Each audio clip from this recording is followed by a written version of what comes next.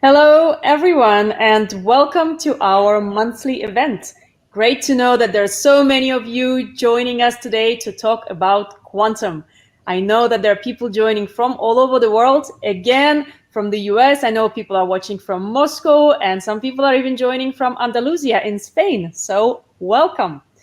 I am Katja Moskowitz, the editorial lead here at IBM Research, and I am here today at IBM Research in Zurich, Switzerland. Our topic today couldn't be more exciting, actually. It's all about using quantum computers, as you saw in the title of the webinar, using quantum computers for unlocking secrets of the universe with particle accelerators, such as the one at CERN near Geneva. And this is incredibly exciting. It's all about high energy physics, particles accelerating and colliding, producing other particles in the process, and some hopefully new ones that can, shed some light on some fundamental questions that we don't yet have an answer to. And this is exactly what the LHC, the Large Hadron Collider, is busy doing at CERN. I'm sure you all remember the LHC, of course, especially after it discovered the Higgs boson a few years ago. So that was pretty amazing. And very recently, CERN, the European, which actually stands for European Organization of Nuclear Research, joined the IBM Quantum Network as a hub. So what do I mean by that? It means that scientists now working at CERN, which is, of course, it's a lot of scientists from a lot of universities all over the world, now have access to IBM's fleet of quantum computers, which is super, super cool. They can access them through the cloud, and at the same time, CERN can provide quantum computing services to, partners all over the world as well, which is really amazing. Our experts here today will, I'm sure, give you a lot more details, tell you about whatever it is they're going to be doing, much better than I am telling you right now. But before I actually introduce you to them, let me remind you all joining us here today to please send us your questions in the chat, okay? And we'll try to get to them on air or through the chat, because we've got actually a stellar team of scientists here behind the scenes. You can see them here. They are all here today to answer your questions in real time, and we'll try to get to as many questions as we possibly can. So please do ask away. So now the experts. Joining me here today are Ivano Tarvanelli, Global Leader for Advanced Quantum Simulations at IBM Research Europe, and Alberto Di Meglio, Coordinator of the CERN Quantum Technology Initiative and Head of CERN Open Lab. Now, we're not showing them to you just yet. Why? There's a reason. Because we'd like to show you a really cool video of CERN. There we go. Welcome to CERN, the European Laboratory for Particle Physics. In the Large Hadron Collider, we smash particles together to investigate the universe, how it works, what it is made of. This type of research results in huge IT and computing challenges. Quantum computing might not provide all the answers, but it may help us see the universe more clearly and ask better questions. All right, so joining me here today is the guy you just saw in the video, Alberto. Hello. Hi, Katya. Hi. Hi, everybody. So, could you please give us maybe some basics to begin with? What exactly is the research at CERN, and what are you guys actually doing? What are the challenges that CERN will face with, new generation of experiments and particle accelerators? Just give us a brief overview. Yes, gladly. So, as you know, CERN is a European but actually international research facility. It was founded quite a few years ago in 1954 as a place where collaborative science, fundamental science, could be done by researchers from all over the world. The specific goal of CERN is to actually build and operate the particle accelerators. And today, the big accelerator, the main one, is the Large Hadron Collider. But this is a facility that is offered to experiments from many countries in the world to come and do research together. So until now, this has been extremely successful. We have made fundamental discoveries. You mentioned the Higgs boson. This is one of the most famous, but there have been almost 60 different discoveries of new particles and new configurations of matter in the past several years. And today we use a collaboration across the world of computing and data resources that is reaching the exabyte level, is reaching really astonishing levels. And the new experiments, the new generation of the accelerators are going to go beyond that. So we estimate that in the coming years, we might need 10 to 100 times the resources we are using today. And that doesn't work. We cannot scale. So we need to rely a lot on technologies to introduce new ways of working. And quantum technology is one of the things we are looking at. So I guess behind you, right? So this is the data center Yes, that you're referring to. So at the moment, this is what is actually dealing with all that data coming out of the collider, right? Yeah, I mean, is one of the steps. Yes, not yet quantum. This is the production facilities, the data center we have here, which is, we call it the tier 0, is where the data comes into from the experiments before being distributed across the world. Yeah. And I'm sure you can appreciate my T-shirt today, yes, right? Yes, absolutely.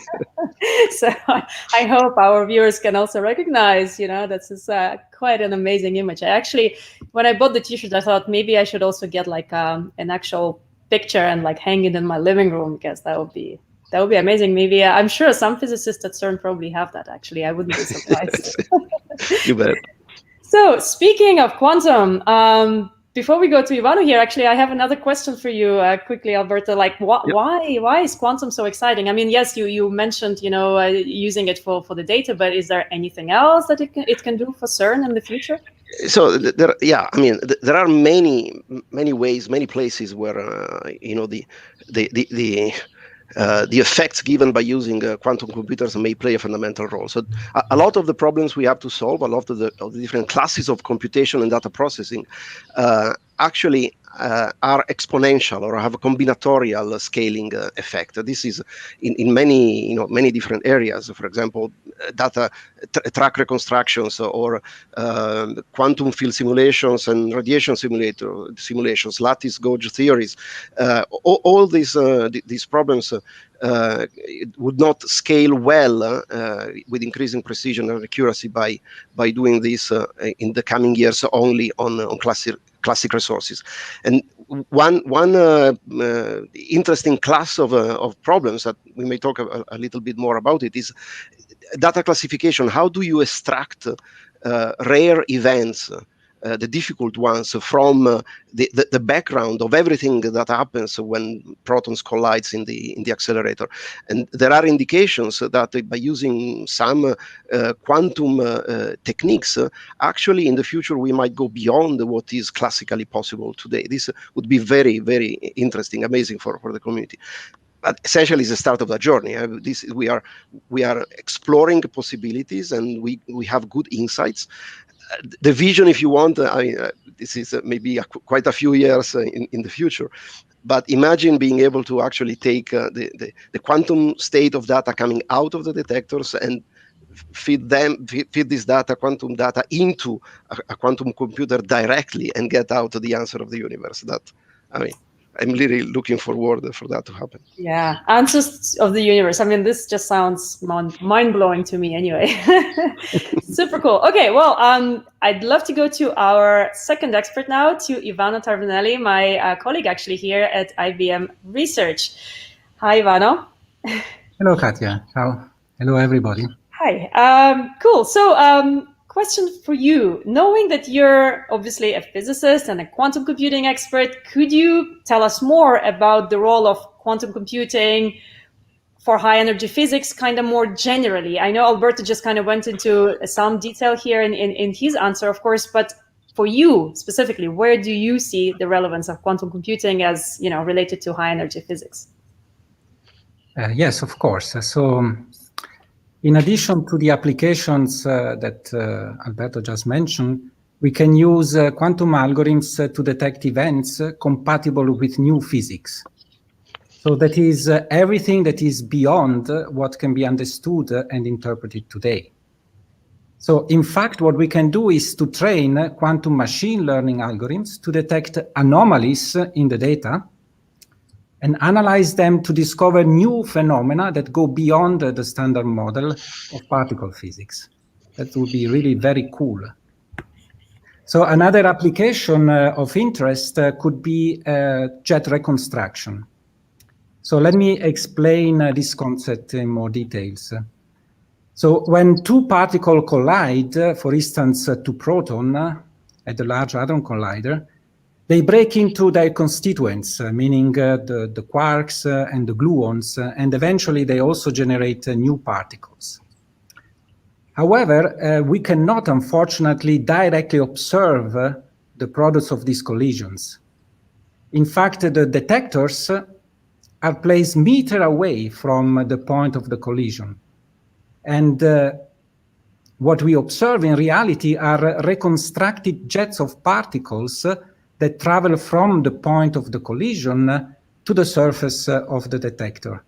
So with the jet reconstruction process, we recompute the particle trajectories that reach the detector in order to understand the physics back at the point of the collision. Mm-hmm.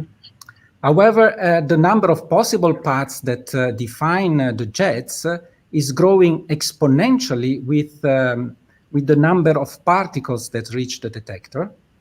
And therefore, it's hard to solve this problem classically. And we hope that with the use of quantum computer, we can speed up and improve this process. Finally, another application that we are exploring is the solution of the quantum field theory equations. So that is the standard model at the low energy regime. This is a very interesting regime because it's the regime where a perturbation theory is not working, so we cannot solve it mathematically, and classical computers are limited by the exponential scaling of the complexity of the problem. and therefore it's hard to solve these equations with a classical computer. So we certainly are exploring scalable quantum algorithms for lattice gauge theory to model these kind of theories. So quantum electrodynamics, for instance, quantum chromodynamics, so the interaction between gluons and quarks, which are the fundamental theories of the subatomic scale. Mm-hmm, mm-hmm. Cool. Yeah, that sounds really, really amazing. And just to remind our viewers here, behind you, of course, and well, you've got a proper, actually physical model behind you of a quantum computer, right? So something that we have here in the lab and something that people can actually access through the cloud. So this is what it looks like. It doesn't look like a regular computer at all. It looks like a really cool, dystopian chandelier or something. I've got the same thing here on a poster. So, a little bit less exciting than what you have, Ivana. So I'm a bit jealous, but, what can we do, right? Anyway, actually, excitingly for you, we've got our first questions coming in from the audience. And somebody here's, I don't have names, but somebody here is asking, will quantum computers be able to simulate the processes we examine in a collider in reasonable computational time? What do you think, Ivana? Yeah, but one of the application would be indeed to put a quantum computer in between, so the experiment and the collection of data. So as Alberto was explaining before, we can use it to filter what comes from the detector, and using a support vector machine only take the events that contains interest in physics and discard all the rest, so that we can handle the amount of data that Alberto was discussing before. So that would be definitely an application. It's hard because there will be many data involved, so it's definitely probably not for near term, but is one of the applications we are looking for. Yeah, no, that's super cool. And of course, now, as we said before, CERN is a hub in the IBM quantum network, which is quite amazing. But I'm sure that many viewers here probably are wondering, what that actually means. So could you maybe explain to us what these quantum hubs are in general, and where else they are, and why do we need them? So what they do, just a little bit of background on quantum hubs. Yes, of course. So the mission of the hub is to partner with academia, so the university, but also research institutes and industry to explore promising use cases. So this is really the key point, right? So we are looking for use cases where we can apply our technology. And this is in different domains. That goes from natural science, obviously including high energy physics, but also other fields like optimization, finance, and machine learning in general.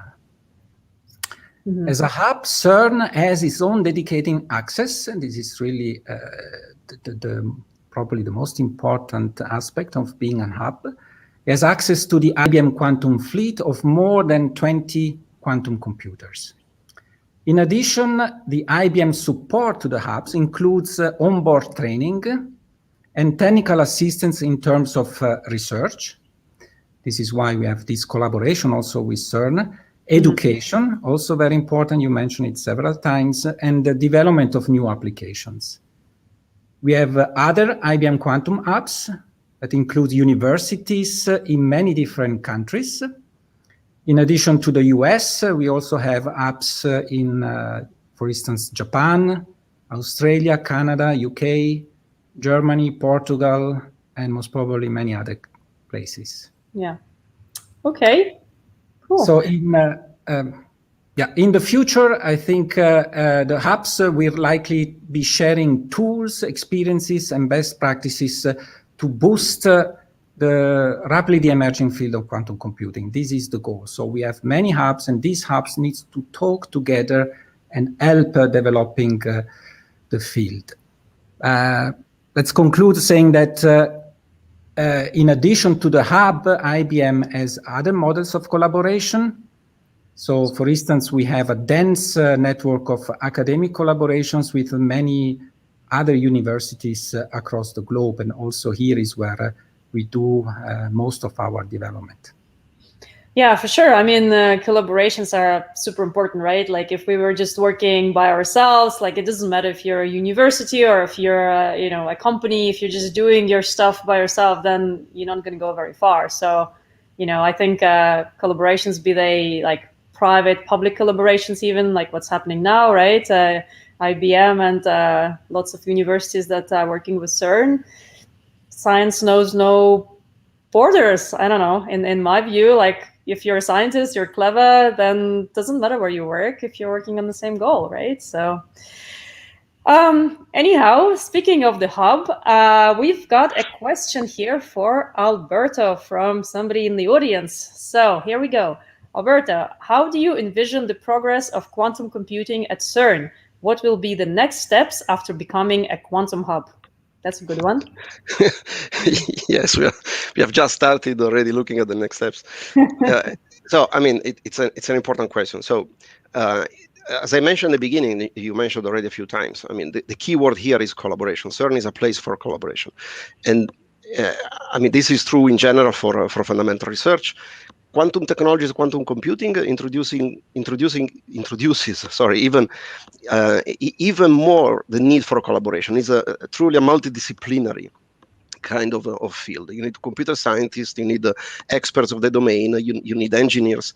So what we are doing at CERN, and this is what happened last year, we have started a dedicated quantum technology initiative, which I'm the coordinator of, exactly with the goal of understanding what is happening today at CERN, how to coordinate all the possible different activities in this field, to measure the impact of quantum computing and quantum technologies for fundamental research, not only in computing, for example, also sensing and theory and networks and communications are in scope, but especially how to work better with the rest of the community. So CERN is by far not the first place where quantum technology is looked at, and not the biggest. There are many other activities. You mentioned universities. You already have a lot of universities and companies in your network. So the next steps are to build this community within, as part of the high energy physics community. Understand the requirements, understand what scientists want to do, understand what are the most interesting projects to run together, and we have already quite a few running at the moment, but also provide ways of actually improving and supporting the building new knowledge. These are definitely emerging fields, and we are targeting not necessarily by definition the research being done today, but the research that we have to do in the coming 3, 5, 10, 20 years, looking at high luminosity LHC, the next generation of LHC, and even further, the next, the future circular collider. We need to help young researchers, engineers, scientists, physicists, to be able to understand what quantum computing is, what it means, what knowledge and skills you need to acquire, and that to apply those skills in the field in the best way. So these are the next steps: is a lot of research, a lot of collaboration, and especially building this community together. Yeah, absolutely. And you mentioned the future generations of particle colliders. I remember I visited CERN a couple times, and the last time when I visited, I think it was 2 years ago, everybody was super excited, talking about like how you guys gonna upgrade it, what you're gonna do, and all the scientists are already kind of looking into the future and how these machines can indeed keep getting better. And quantum is just I think really cool technology that could help during this process. So that's super cool. We've got an interesting question actually for you, Alberto, again here from an intern at CERN. I wonder who that is. So the question is, I am an intern at CERN working on anomaly detection at CMS. Will quantum machine learning replace regular deep learning in the near future for such tasks? Interesting. This is actually throwing us a little bit ahead of in our discussion, because we haven't really talked about the paper you guys are working on. We'll get to it more in detail later, but maybe you can just address the quantum machine learning a little bit now, and we'll get back to it more in detail. Yeah, I think the key word here is in the near future. So this is of course, is a very interesting question. We need to understand exactly what is the role of technology. So what we are investigating, and we can talk with Ivan a bit more of some specific cases. What we are looking for at the moment is exactly where it makes sense to use quantum technology, quantum computing devices, and also simulations, and getting there. There are areas that we can see today are promising places for actually introducing significant changes.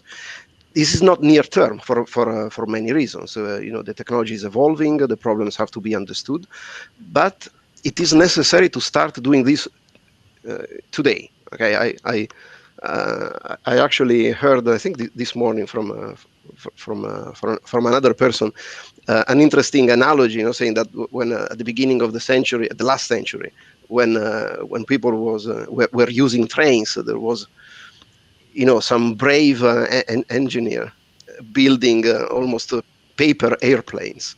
And nobody at the time thought this could become a viable means of transport. But there were people already looking at how to build a business on that. I liked this analogy very much. It took some time. But when all the different pieces got together, the technology, the infrastructure, the knowledge, aerospace, aeronautical engineers and material specialists, etc., the airplanes became one. Today, the COVID permitting, this is a different situation, but in principle, it's the way of traveling long distance today. There is no better. So we are in the same journey. It is not near term, but it is a place where we want to be. Yeah, absolutely. No, it's a great analogy. Actually, I love it. And this intern, please come and see me. I mean, I think you're just a few minutes. We can talk directly over a coffee. That's a really great suggestion. I'm sure the intern right now is thrilled. Thank you, Alberta.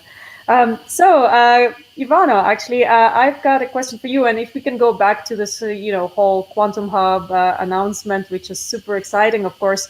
So if I understand correctly, if an organization is using IBM's quantum computers as a hub, it's kind of slightly different to just using a quantum computer like from time to time over the cloud, right? Like, so what's the actual difference between kind of being a hub or not being a hub and just connecting to IBM quantum computers through the cloud?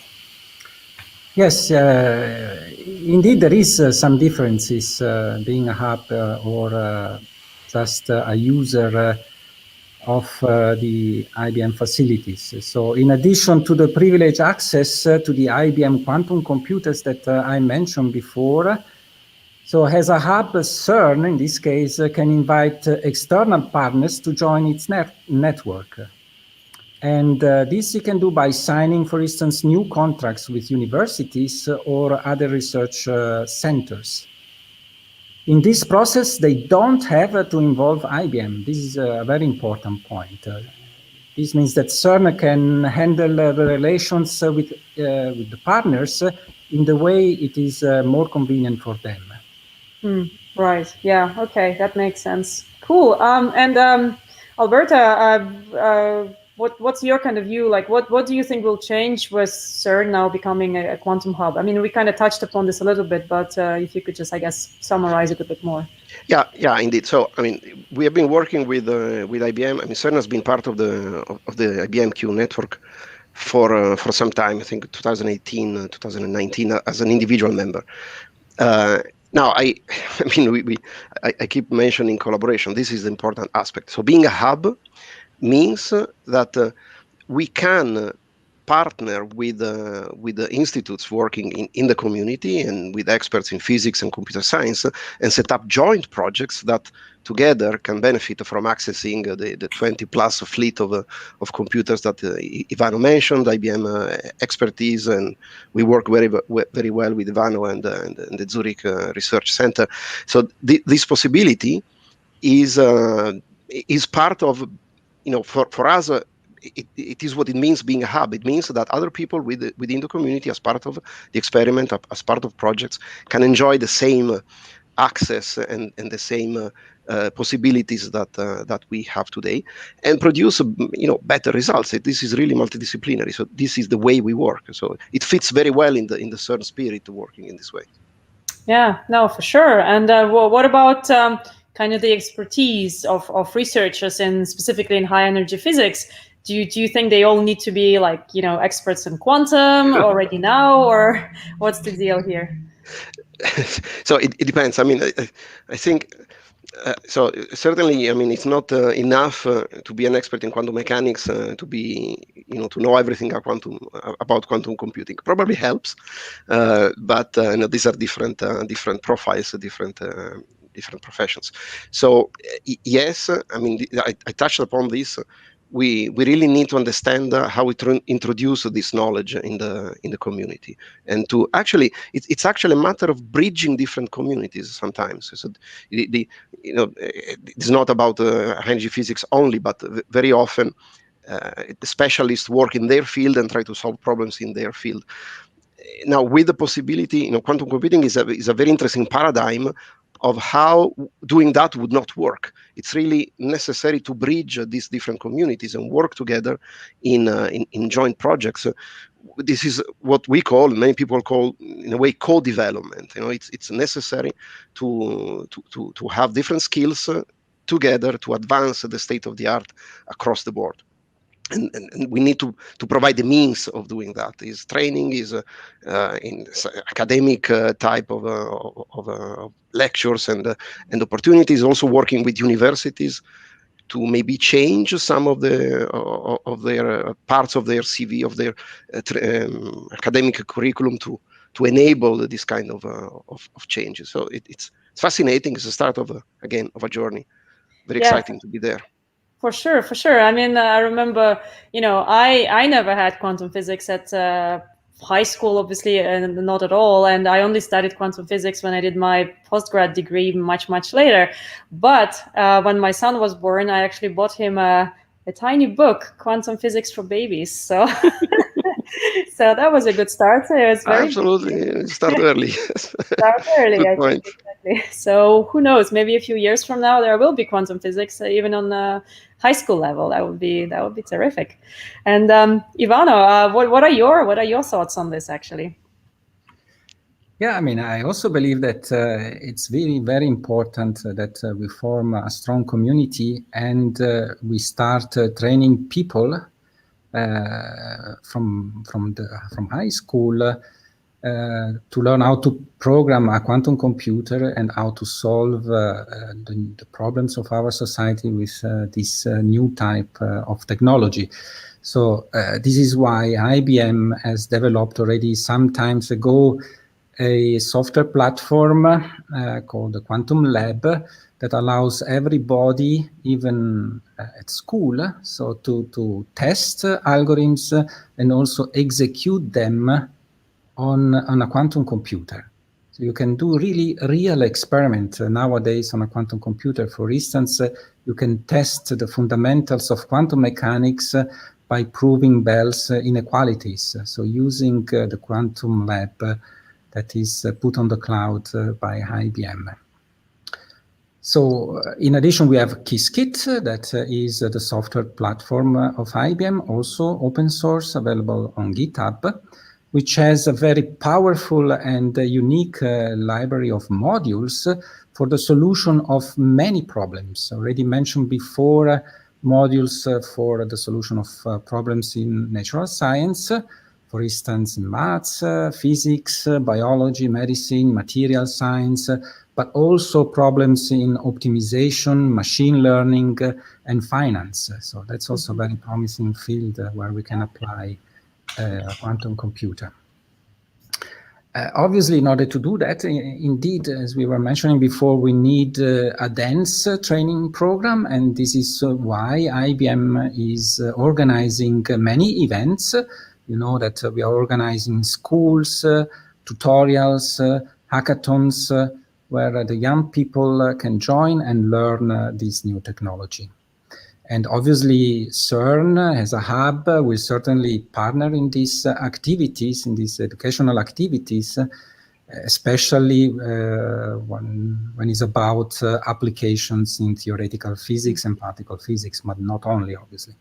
Yeah, no, that's really cool. I mean, you mentioned hackathons, and there are also Qiskit camps. This is, I think, is really cool. It's kind of introducing young people to quantum in a really fun way. So this is quite amazing, and there are quantum gaming as well. So there's lots going on. Okay, back to our chat here. So somebody's actually asking you, Ivano, what is the prospect of quantum computing in quantum chemistry? How one can start thinking about a use case right now? Okay, so thanks for the questions. Quantum chemistry indeed was one of the first applications of quantum computing, envisaged already a long time ago. Even Richard Feynman was this idea to use quantum technology for this purpose. Yes, I mean, we have already a lot of work done in this direction. We have very promising algorithms that can solve electronic structural problems.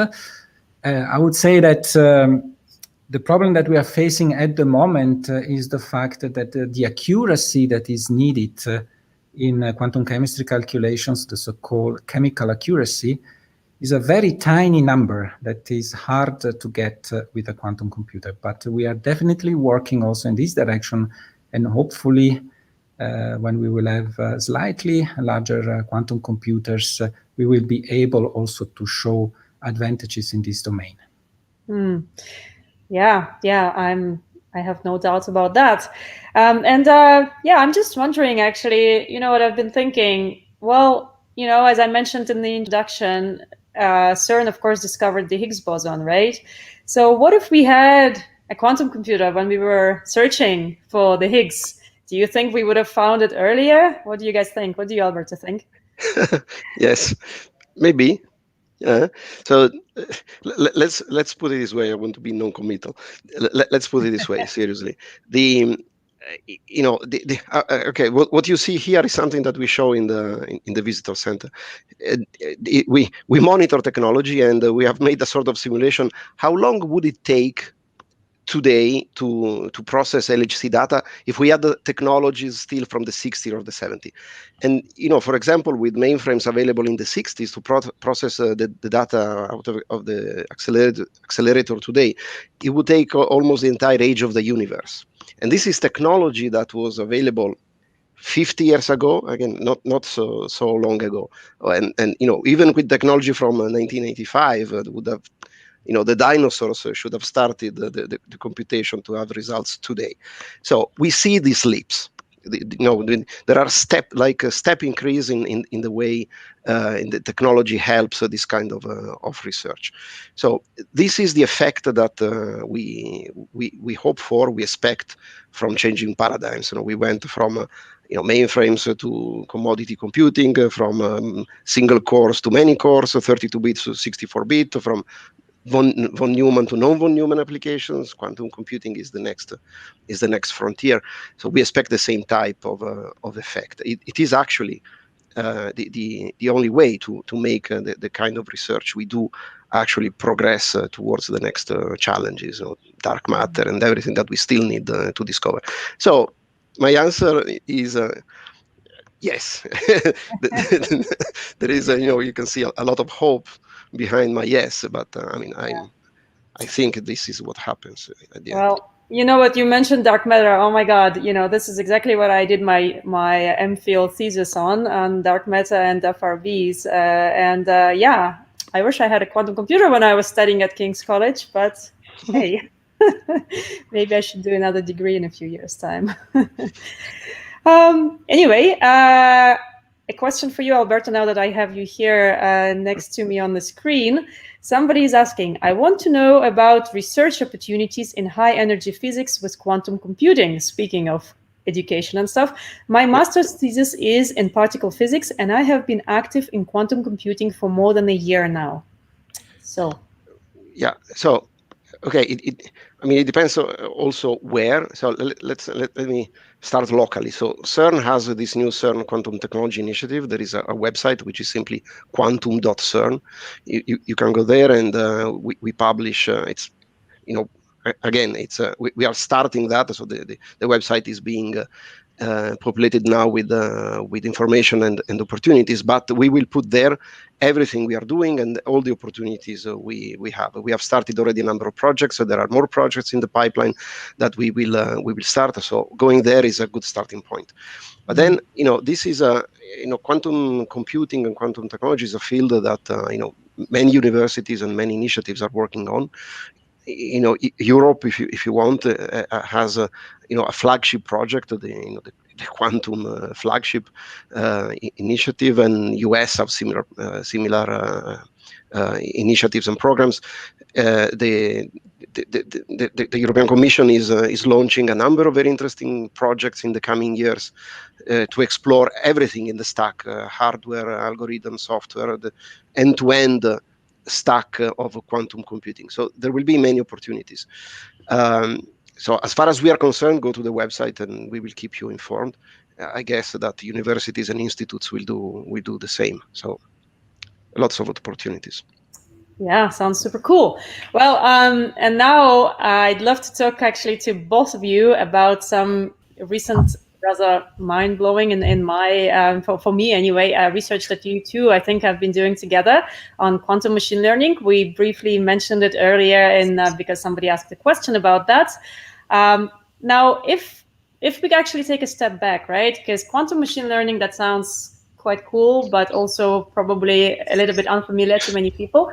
So maybe we should start just with, really briefly, regular machine learning. So Ivana, maybe you could give us first like a brief overview of what machine learning is and how quantum machine learning is different and how it can actually help. Yeah, okay. This is really a very interesting question. But let me start maybe from the origin, right? So we need to talk about the scientific method.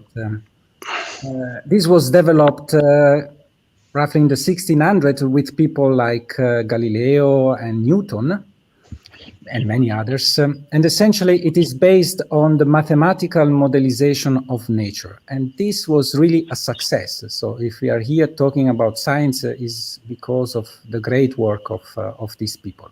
Of course.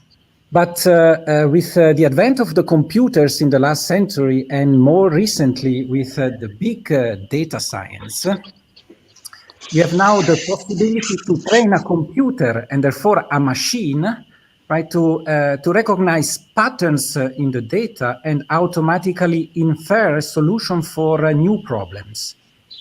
And all this without a precise deterministic model of what we are investigating. And this is, I really find amazing. Now coming to quantum machine learning algorithms, in most cases, these are based on concepts that are derived from classical machine learning. Not always, but in many cases. So we have, for instance, quantum neural networks.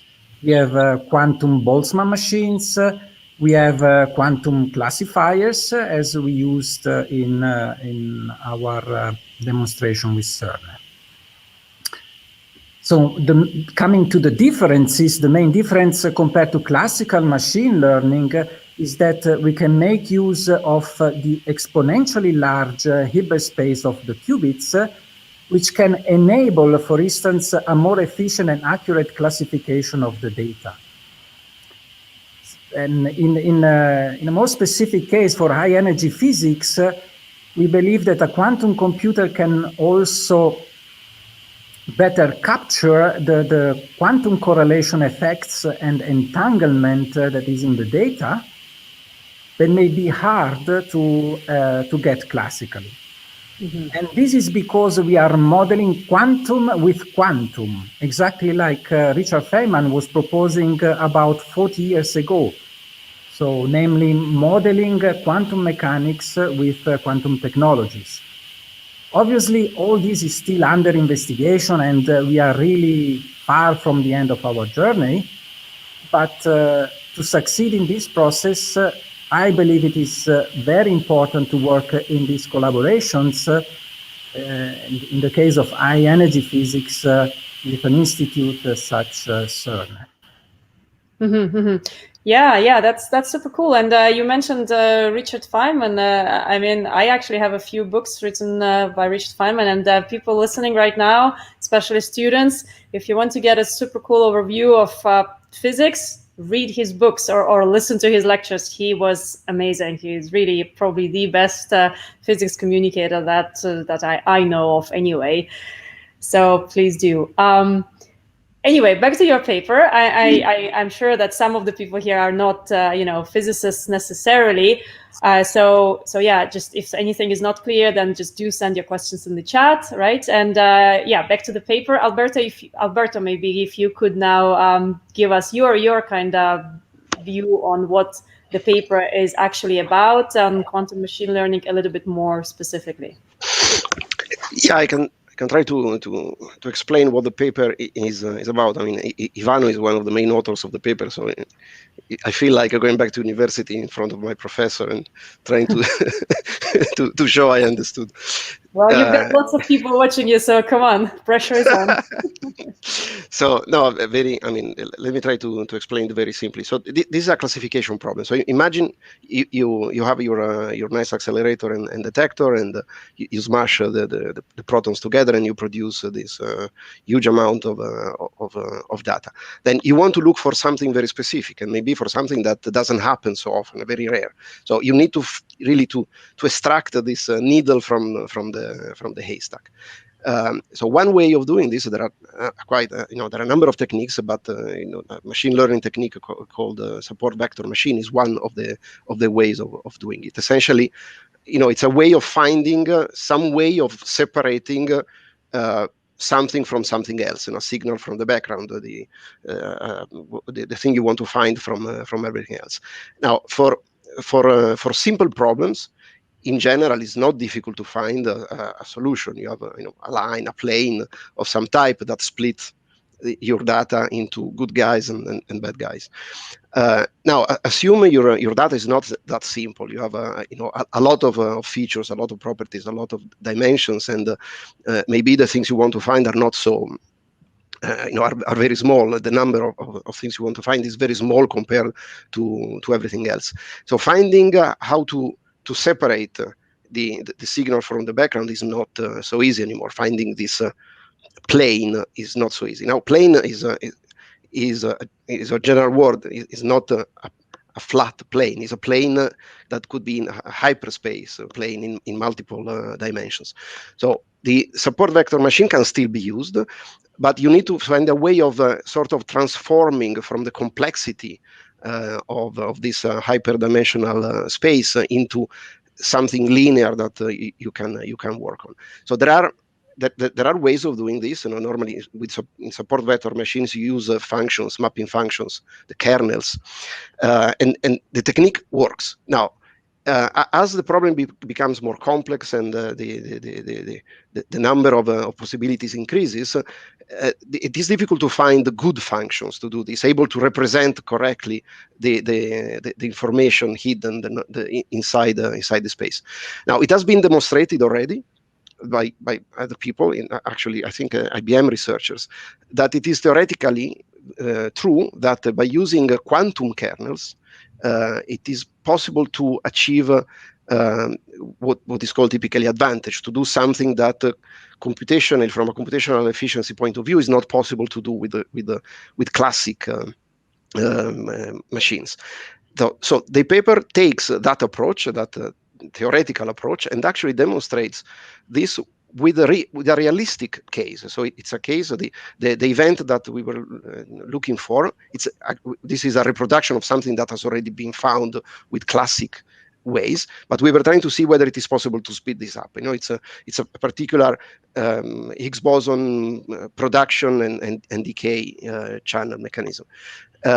So the idea, by using these quantum kernels, it is possible to show in the paper that not only on simplified models, the quantum approach has today the same level of accuracy, but it in some cases converges faster, and what is important, what is potentially going to give the advantage, is that by increasing the dimensionality, increasing the complexity of the problem, increasing the amount of data, while the classic techniques will sooner or later fail, this quantum approach will not, because of the way quantum computers work. So today, this has been demonstrated within the limit of current technology, and by using computers that will certainly at this point come in the future, sooner or later we will pass this threshold and do things that today, or even the future with classic machines, classic computers, will not be possible to do. So it's incredible. So if we can find this kind of advantage in this kind of classification problems, in anomaly detection, in simulation, then it will change a lot in the way we work. Yeah, for sure, for sure. Yeah, and you mentioned advantage quite a few times, and actually, well, let me ask Ivano. I'm sure you could answer that just as well, Alberto. But I just want to get Ivano's view on this work here you guys are doing. And Ivano, at the same time, if you could also explain to our audience here what quantum advantage actually is in simple terms.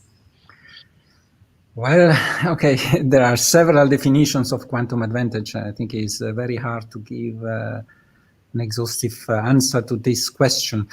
So let me say that in high energy physics, we know that there are problems for which the classical solution requires an exponentially large number of resources. So what are these resources? They can be CPU hours or simply memory. So much memory that we cannot afford on a classical computer. With a quantum computer, instead, we aim at solving these problems more efficiently. So this means with a polynomial scaling in the number of qubits instead of exponential. And this would give definitely a great advantage. Every time you add a single qubit to a quantum processor, you double the power of your processor. So this is the great, say, improvement in quantum technology compared to classical. Mm-hmm. Then, for instance, in the case of data classification, the use of the exponentially larger qubit space can enhance the classification process that Alberto just mentioned a second ago, but also in jet reconstruction and lattice gauge theory calculations. We think that one day the quantum computer will enable the solution of problems that are impossible nowadays, even if you use the largest high-performance computer, classical high-performance computer on Earth. Wow, yeah, that is incredible. That's true. So actually, a question for you, Ivana, here from the chat. Speaking of something a little bit different, somebody is asking, Ivano, you mentioned about using quantum computing to process the data generated when two particles collide in collider. How long does this process actually take? Doesn't that, and what's the nature of data? Sorry, I'm not sure I'm understanding the question. Yes, basically the person is asking whether there is any data collapse or data alternation in this process. I hope you understand that better than I do, Ivano. Yeah, I mean, that's a very complicated question. So let me interpret it. So the data produced in this experiment are produced really very high paced. I think Alberto can answer better than me. And obviously they need to be filtered in one way in order to be possible to process them, analyze them. I think that the problem of the speed is not an issue here because, as I said, the data comes so fast that the decoherence time of the quantum computer that is in the microsecond, hopefully soon in the millisecond domain, will not limit the analysis of these processes with a quantum computer. But I'm not sure that I'm interpreting correctly the question. Maybe if I can complement that. I think we need to clarify also the question because it looks to me that maybe this is related to what I said at the beginning, that is my dream, the possibility of getting quantum data out of a detector and feeding that data directly into a quantum computer, which today is not possible. So the two things today would not happen at all in the same place and at the same time. So we're not talking about taking the data generated by the collision of the particle and taking this data directly into a quantum computer. So this data is classical data, is digital data that is then stored in classic digital storage, and then the processes, the classification, the tracking, whatever analysis you want to do is done on this classic data using a quantum computer or a combination between classic and quantum. So, for example, the support vector machine problem of classification we were describing is actually a combination of the two. The quantum kernels are the quantum part, and the actual classification optimization happens still on classic computer. Is a good way of using quantum computer to accelerate some operations. So, the problem of the data collapsing or the entanglement collapsing is not related to the quantum states of the particles coming out of the detector. So that has to be clear. So if that is clear, then I think the answer is easy. So there is no relation at the moment between the two things. Okay, cool. Well, going back to what you guys were talking about earlier, specifically on quantum machine learning, right? I suppose that is very different from collision analysis, right? And so with quantum computers now at your kind of disposition, do you think you can make even more progress specifically with that type of research? So yeah, I mean, yes, for sure. So we have mentioned, Ivan and myself, that classification is one of the problems. Any process, any computation where there is this exponential scaling effect, potentially is a good match for quantum computers, and this happens in many places. Ivan has talked about reconstruction, jet reconstruction. That is an amazing problem. When you have this data coming out of the detector, these are essentially coordinates and energy measurements, etc. And this data is really digital data. And then you have these dots. Imagine, take a detector. It's like a cylinder, and you slice the cylinder, and you have a circle. In the center happen the collision, and then you have these showers, the jets of particles crossing everywhere. But what you see is these digital dots. And then you have to reconstruct the tracks. So normally, scientifically, it's not very accurate, but I use the analogy of, if you know these puzzles for kids, when you have dots and the numbers, and you follow the numbers and you build a picture, a track. So imagine doing that with billions of these dots and no numbers. Okay, so where do you go? So it's an extremely difficult problem. It's a combinatorial problem. Every step opens up more possibilities and new showers. So this is a problem that it's really suitable for quantum computers. If we need to find the right algorithms, there are possibilities. Some application of quantum neural network, quantum graphs, quantum graph networks are a possible approach. Tensor network are a possible approach, and there are other places in simulation. Using today, simulation is done with Monte Carlo models. Monte Carlo models are very efficient, very precise, but they don't scale well. But the resources don't scale well with precision. If you want to increase the precision and the complexity of the models, you need more and more and more resources. At a certain point, you reach a limit. So we are experimenting with deep neural networks, with generative adversarial models to reduce the time and the resources. And the step beyond that is quantum generative adversarial networks. Can we reproduce the same probability distributions that we create with Monte Carlo much more efficiently than what we can do today, etc. So, and theory problems. Ivano mentioned the lattice gauge problems. Quark gluon plasma and quantum Boltzmann theories. So this is really fascinating, and it opens up possibilities that we don't have today. Yeah, for sure. Well, I'm just a little bit mindful of the time here.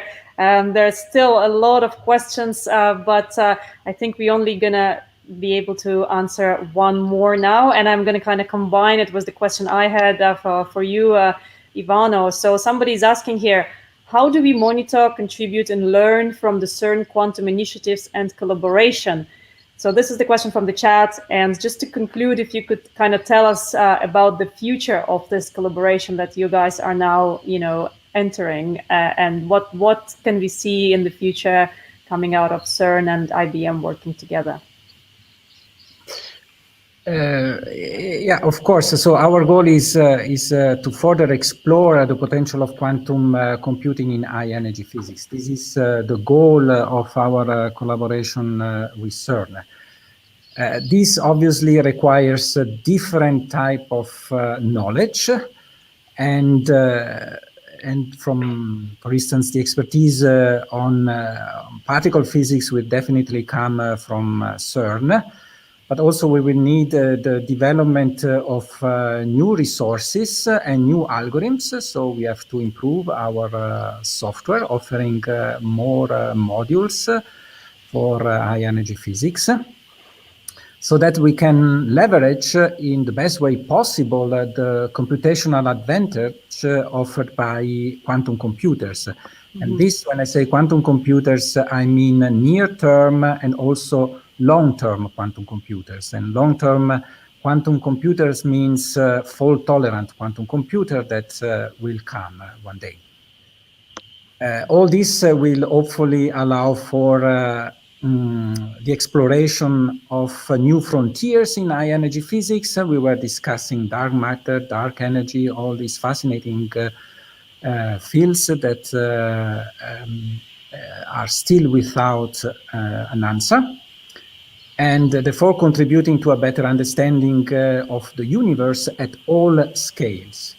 And if in this journey we can also have some interesting demonstration of quantum advantage for real applications, that is clearly welcome. So this is also our main goal at IBM.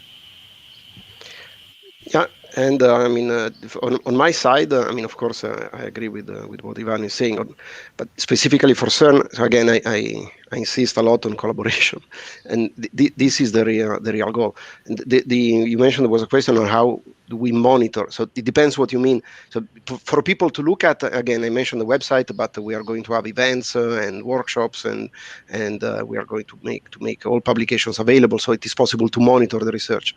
Then there is another aspect of monitoring. The other way is how do we monitor the impact? How do we monitor that indeed, actually what we do is making an impact, even potentially.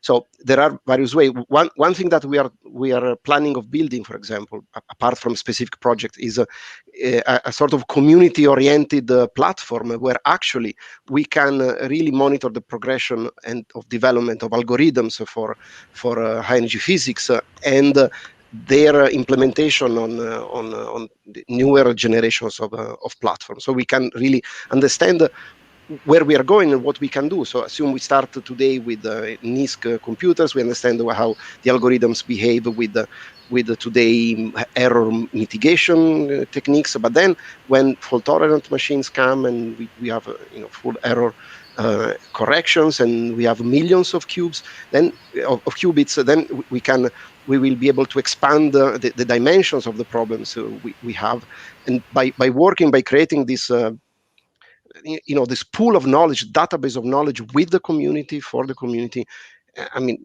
we will be able to understand whether we are going in the right direction and what are the areas where it makes sense to invest intellectually and also financially. Yeah, absolutely. Well, great.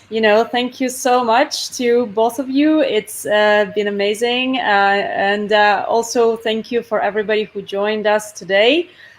We've introduced quite a lot of technical concepts. If you guys want to know more, first of all, you have to subscribe to our channel so that you don't miss any future shows. But you can also go back, because in the past we did talk about quantum computing a little bit more kind of on the basic level. If you want to look, for example, in our February YouTube webinar with Heike Ryle, you will see we explain all these terms a little bit more in detail. And then you can go back to this one and listen to Alberto and Ivana all over again, because it's going to stay online, of course. So, and if you have any comments, any questions, any ideas, do reach out to me and to our experts. I'm on Twitter as SciTechCat. Please do message me whenever you want. Thank you again, and goodbye. Goodbye. Thank you. Bye-bye. Thank you.